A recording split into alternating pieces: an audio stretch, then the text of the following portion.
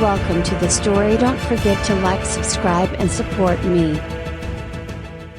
The planet Zolara had always been resilient. Nestled in the farthest reaches of the outer rim, it had survived countless crises from resource shortages to political unrest. But this time felt different. The economy, once bolstered by mining and trade, had collapsed under the weight of its own inefficiencies. Jobs were scarce, people were desperate, and the government had no answers. The streets were filled with protests, angry citizens demanding change, as the candidates for the upcoming election promised just that, a change.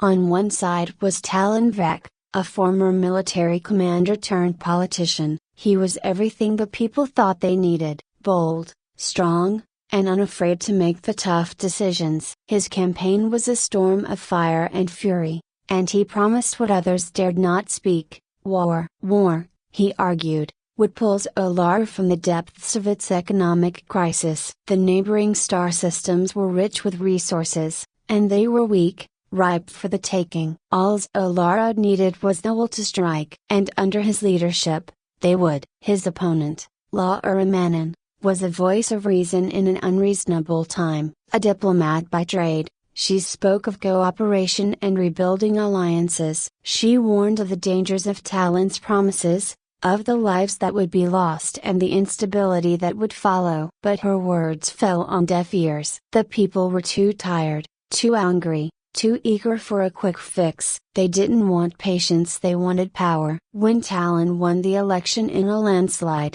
the streets erupted in celebration. The people cheered, hailing him as the savior of Zolara. La Ura could only watch in silence as the man who promised war took the reins of a planet on the brink.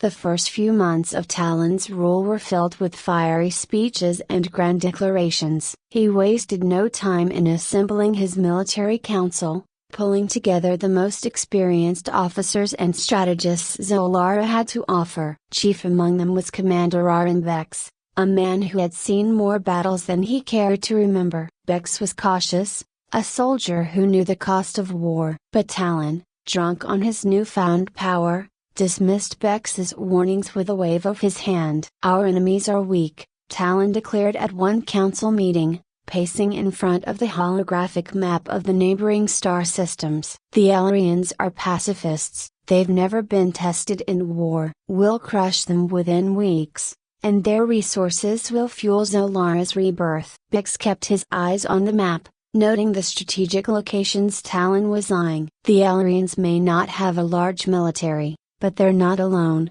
he said carefully. "Their alliances run deep. If we strike, we'll be facing more than just one star system." Talon scoffed. "Allies? They're cowards. None of them will risk war for the Elarians. We hit them fast and hard. By the time their so-called allies decide to act, it'll be too late." The council murmured in agreement, more out of fear of disagreeing with Talon than true confidence in his plan. Mechs could see it in their faces. But there was no stopping this train. The decision had already been made. And so, the war began. Zolaran ships, sleek and formidable, darkened the skies above Illyria within days. The Elarians, a peaceful society with little experience in military defense, scrambled to defend their planet. But Talon was right about one thing: they were no match for the might of Zolara's fleet. Elarian cities fell one by one, and their once bustling industries were reduced to smoldering ruins. For a brief moment, it seemed as if Talon's plan would work. The media back on Zolara spun the invasion as a glorious victory, a triumph of Zolaran strength over weakness. Talon's popularity surged as he paraded himself in front of the cameras, declaring that Zolara's future was secure. The people believed him. They had to. After years of struggle, they needed something to believe in. But behind the scenes, something far more dangerous was brewing. The Elarians, desperate and outmatched, sent out a call for help, and their allies answered. The Galactic Coalition was born almost overnight. Star systems that had once been content to remain neutral now found themselves united by a common cause: stopping Zolara. The coalition's military forces were vast, their technology superior, and they had no intention of letting Zolara's aggression go unanswered. The first signs of trouble came during the Battle of the Zarkam Nebula, a seemingly routine skirmish that quickly turned into a nightmare for the Zoloran forces. Commander Mechs, leading the fleet, watched in horror as the coalition ships emerged from the nebula, their weapon systems far more advanced than anything Zolara had seen. The Zoloran fleet was decimated within hours. Mechs barely escaped with his life, his ship limping back to Zolara with news of the devastating defeat. He could see the fear in the eyes of his crew, soldiers who had never known defeat, now grappling with the reality that they were no longer the predators, but the prey. When Mechs reported the loss to Talon, the leader's reaction was predictable. He raged, throwing accusations and blaming everyone but himself. But beneath the fury, there was fear. For the first time since he had taken power, Talon realized that he had underestimated the enemy. But rather than retreat or seek diplomacy, Talon doubled down. He ordered the full mobilization of Solari's forces, calling on every able-bodied citizen to join the war effort. Factories churned out weapons and ships at an unprecedented rate, and the planet was transformed into a war machine. Yet the more Talon pushed, the more the coalition pushed back. The war began to spread, engulfing star system after star system. What had started as a calculated invasion had now spiraled into an intergalactic conflict, with billions of lives at stake. Back on Zolara, the cracks in Talon's regime were beginning to show. The economy, which he had promised would rebound with the spoils of war, was now worse than ever. With so many resources diverted to the war effort, there was little left for the people. Food shortages became common, and the once celebratory crowds now turned into angry mobs, demanding answers. Talon responded with force. He declared martial law, deploying the military to quell the unrest. Protests were met with violence, and anyone who spoke out against the war was branded a traitor and imprisoned. The media, once a willing partner in Talon's propaganda, now found itself under strict government control, forced to report only the glorious victories of Solari's forces, victories that were becoming fewer and farther between. Laura Manon, who had been largely silent since her defeat in the election, now found herself leading a growing underground resistance. She had warned of this. She had told the people that war would only bring destruction, not prosperity. And now, as Solara crumbled under the weight of its leader's ambition, more and more people were turning to her for guidance. Her resistance movement was small at first, made up of former diplomats, disillusioned military officers, and citizens who had lost faith in Talon's regime. But it grew quickly. Meetings were held in secret, messages passed through encrypted channels. Laura knew that overthrowing Talon would not be easy, but it was their only hope if Solara was to survive. One of her most surprising allies was Commander Mechs. Mechs had always been a loyal soldier. His entire life had been devoted to serving Zolara, protecting its people, and following the chain of command without question. But after the Battle of the Zarkon Nebula, something in him had shifted. He had seen the cost of Talon's ambition firsthand: thousands of lives lost, fleets decimated, all for the illusion of power. Mechs wasn't blind to the desperation that had driven Talon to war, but now he could see the full picture. This wasn't a path to victory. It was a path to ruin. Meeting Laura Manon had been a gamble. If Talon's regime ever found out, he'd be executed for treason. But Mechs knew that Zolara was on the verge of collapse, and the only way to save it was to remove Talon from power. Laura had the people's trust.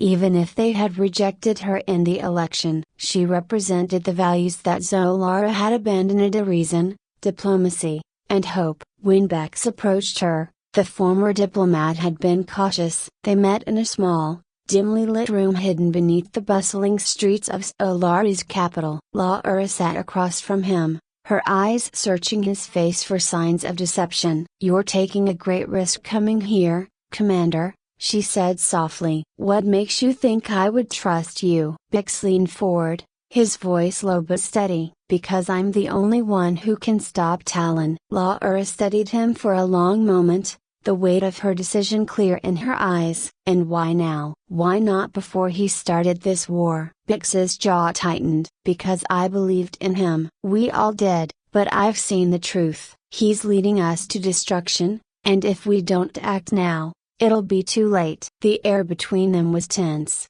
but there was a mutual understanding. They both knew that time was running out. Laura finally nodded, her resolve hardening. Then we stop him. Together. The war raged on as Bex and Laura carefully crafted their plan. Talon's regime was cracking under the pressure. The economy had all but collapsed, and the citizens of Solara were no longer content to be fed lies about glorious victories. The truth was leaking out. Their fleets were losing ground, their soldiers were dying in droves, and the coalition was closing in. Talon's paranoia grew with every passing day. He had surrounded himself with loyalists, silencing any dissent within his inner circle. The once celebrated war hero now ruled with fear, issuing decrees that only deepened the divide between the government and the people. But his iron grip on power was slipping. The final straw came when Talon announced Operation Final Dawn, a full-scale military strike against the coalition's capital system. It was a reckless plan, one that would push Zolara's already overstretched forces to their limit. The goal was simple: cripple the coalition's leadership and force them to negotiate on Zolara's terms. But Bex knew better. This wasn't a strategic move. It was the act of a desperate man trying to cling to power. In secret, Bex mobilized a rogue fleet. It wasn't large, but it was enough to intercept Talon's forces before they could carry out the strike. Laura's resistance had grown as well, with key members of the military and government joining their cause. Together, they would make their move. As Ulran ships prepared to launch Operation Final Dawn, Bex's fleet struck first. It was a calculated assault, designed to cripple Talon's command structure without causing unnecessary bloodshed. The rogue fleet engaged Talon's forces near the outskirts of the capital system, and the battle that followed was fierce. Bex fought with a determination he hadn't felt in years. Every maneuver, every order was calculated to minimize the loss of life, but there was no denying the intensity of the fight. Talon's loyalists fought hard, refusing to believe that their leader could be overthrown. But Bex's forces had the element of surprise, and that gave them the upper hand. As the battle raged on, Bex received word from Laura. The resistance had succeeded in capturing key government officials, and Talon's support was crumbling. It was time to end this. Bex's flagship pushed through the thick of the battle, targeting the command ship where Talon himself was directing the operation. The comms lit up as Talon's voice filled the bridge. "Bex, you traitor! You dare stand against me? I built this military, this empire. You think you can just take it from me?" Bex's voice was calm, but there was an unmistakable edge of steel in his tone. "This isn't your empire, Talon. It belongs to the people, and they don't want war anymore." There was a pause on the other end, followed by a low, bitter laugh. "You're a fool, Bex. The people want strength. They need someone who will fight for them. You're just too weak to see it." Bex didn't respond. Instead, he gave the order to disable Talon's ship. It didn't take long. With the coalition closing in on Zolara, the loyalists began to falter. Within hours, the battle was over, and Talon's regime had fallen.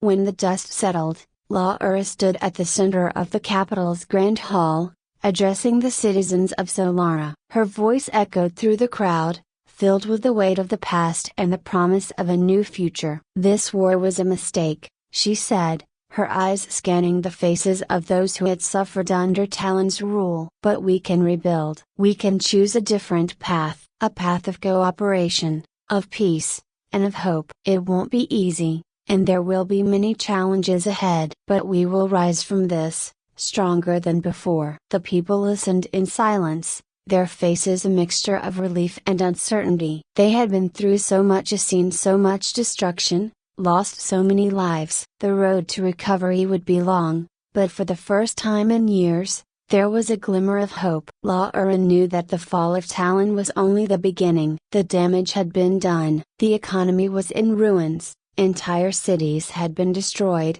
and millions of lives had been lost across the galaxy. But there was still a chance to rebuild, to prove that Zolara could rise from the ashes. As she looked out over the crowd, her thoughts turned to Commander Bex. He had played a pivotal role in stopping Talon's madness, but now he stood on the outskirts of the hall, his expression somber. He had seen the horrors of war up close, and though they had won the battle, the cost weighed heavily on him. Bex caught her gaze and gave a small nod, as if to say that their work was far from over. Laura returned the gesture, knowing that they would need people like Hema, people who had seen the worst but still believed in something better.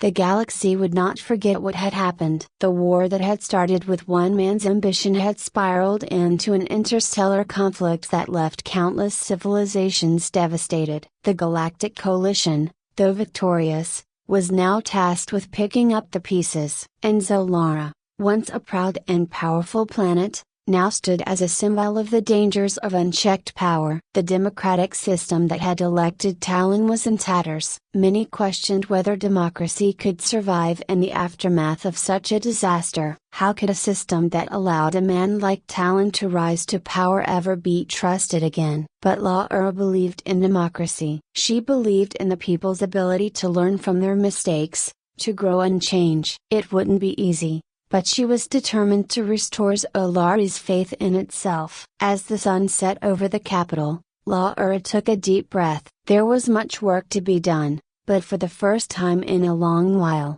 the future didn't seem so bleak. The price of power had been paid in blood and destruction, but from that devastation, there was a chance, and just a chance, that something better could emerge.